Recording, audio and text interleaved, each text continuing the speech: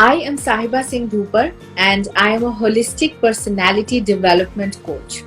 I cater to people's needs in their personality development in the fields of communication, etiquette, behavioral skills, life skills, appearance management, and self esteem. Back in the day, when I was about 14-15 years old, I was not very good in studies, an above average student, never scored more than 75%.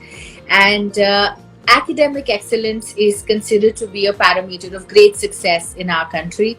So I never thought I'll be successful. That was a belief system, which now I believe is a myth that I grew up with. I was great at extracurricular activities. I was born to be on stage. I represented my state twice at the Rajya Sabha in theatre, for which I won awards as well. I was taking part in Shakespeare festivals and whatnot. Was never something I felt guilty about, just to be on stage right there. Well, Teachers' Day of my 12th standard was the last day that I saw my school, because after that, the only thing I saw was pathological labs, testing labs, and hospital rooms. I was having hemoglobin which was lower than 3. So 2.52 was the hemoglobin, and if it had gone lower than 2, I would have died. So yes, I was at a stage of life where anything could have happened. They could not diagnose what was happening with me in my body.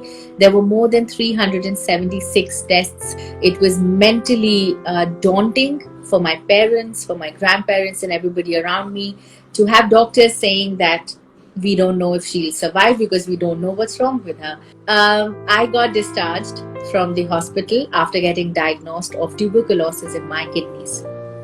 And that's when my treatment began, after 6 months of grueling kind of an experience that I had in the hospitals. So that took a great toll on my body. I put on a lot of weight, and I was losing hair. So yes, that was one of the biggest jolts at that age, that what about my career? Should I repeat my 12th? Should I leave my dream behind? And my father said, just do what you want to do. We'll do something else. But it is you, your personality, that is going to define what you want to be in life. So I started preparing for my entrance exams. I wanted to go to Narsimhanji, very evidently, because that's the name everybody wants. However, my doctor forbid me to live in a hostel. So that dream broke again. And I went to a university which was not that heard of at that particular point of time, which I think for every teenager is a big thing, because we want to go with the prestige of the university. I study here and I study there. I did not belong to that category. I just wanted to focus on myself. At the age of 22, when I got engaged, I left my job in a jiffy. Without the bat of an eyelid, I quit a well-paying job, a job that was paying me more than what my husband earned. And I just quit it, because that's the day I realized I'm not quite happy with what I do.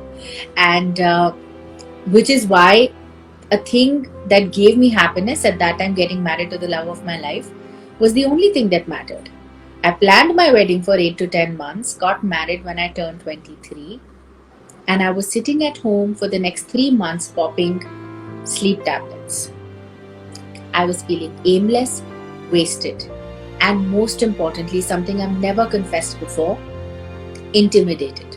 I felt inferior to all of my friends. I felt that all of them are building a career and they're all as educated as me, or rather I am as educated as them. And what am I doing?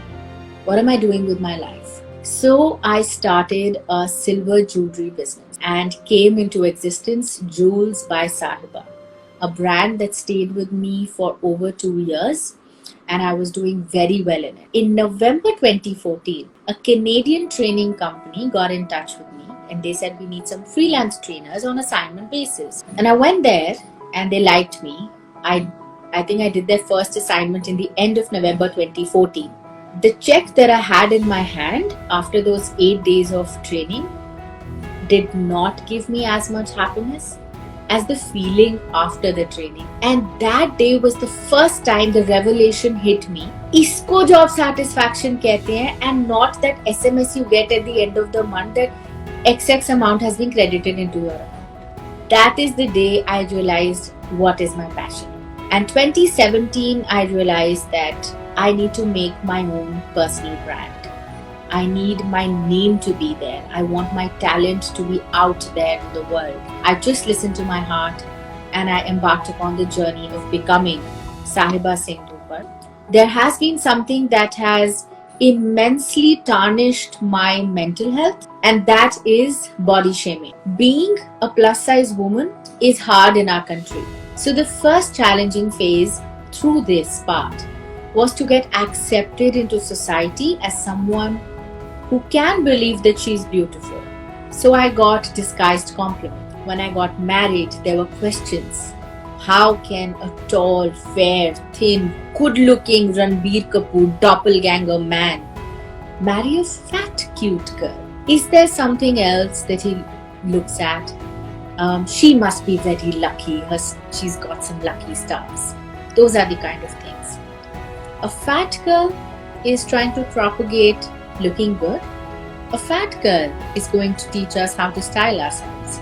A fat girl is going to style me for my wedding. How bizarre.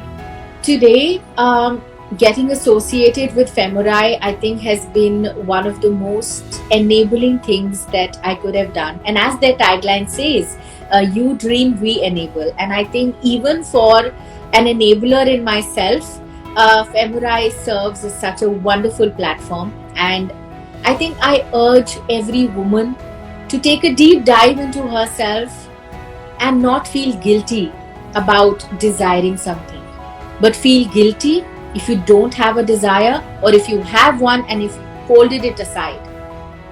Don't do that.